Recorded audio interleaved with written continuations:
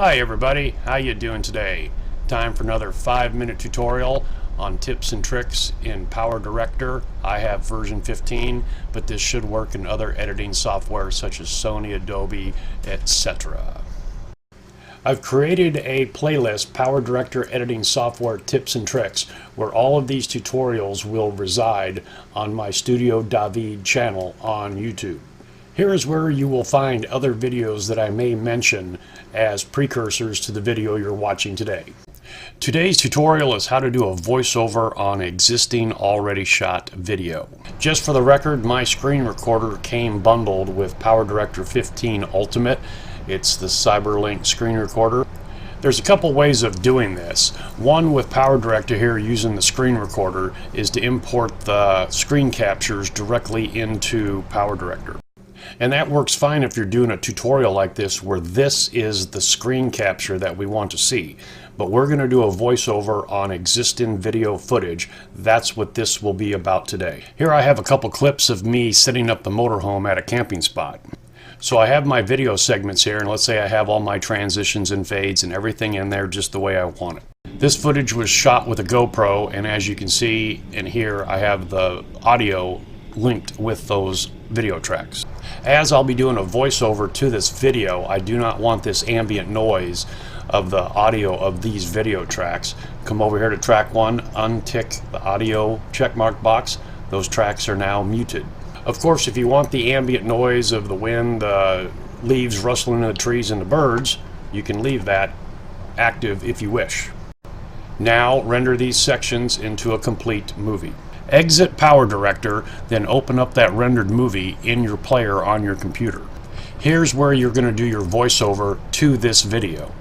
I have my screen recorder set to 16:9, so we're going to see all of these extra little pieces of the Windows media player, but don't be concerned with that, because remember, this movie here is saved as a saved movie. All we're doing is using this as a reference for our voiceover. When we're done with the voiceover work using this as the video, we will open those segments up in PowerDirector, unlink the audio from this video, and then import and meld those two pieces together, the original video and the voiceover audio. So here I'm going to do the voiceover of me setting up the motorhome at a campsite. The great thing about doing it this way is if you make a mistake or have to do another take, you can simply, let me get it going here, you can simply back things up if you want and go take 2. Okay, here I am carrying out my custom built ramps that I need for this spot because the spot is so unleveled front to back, as you can see here. Let's speed things up so we don't have to bore you to death. I'm bringing out all the ramps, setting up my gear, blah blah blah blah blah. Doing the screen capture this way with the voiceover I really like, because again you can go, oops, take 2, let's do that again, let's see that again, okay, and then we'll get to this at the end, how we can splice and cut and edit all this into this final video that you've already got. Okay, here I'm going to be backing up on the ramps. I have to get this 13,000 pound rig about 7.5 inches off the ground to be level from front to back. Look at the horsetail here and you'll see how much clearance I gain. Now that I got the big rig off the ground, I can set up everything else. Okay, so now we've done our voiceover and all that. Let's get back into PowerDirector and I'll show you how to put this all together. Back in PowerDirector, I have the screen capture recordings imported into PowerDirector. We can take a quick listen to it. Exit PowerDirector, then open up that rendered movie in your player on your computer. So now we want to separate the audio from the video. There's a couple different ways of doing this.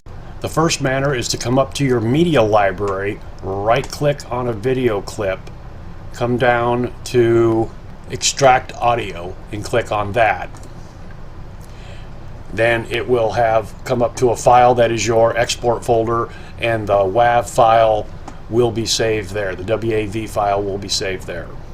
I have multiple segments here, so what I do is I will render this complete movie so it's one section. So now here we have re-imported back into PowerDirector the original video clip with the muted audio, and then the video clip with my voiceover. Left click on the voiceover video, right click, unlink audio video, remove, the video. Now we just have the audio. Now it's a matter of matching the audio with the video. To aid in this, shrink down the timeline markers, timeline tracks of the video as small as you can, and make the audio track as large as you can. You can see the waveforms here. Just as an example, I'm going to get to that point where I do the narration as the motorhome drives up on the ramps.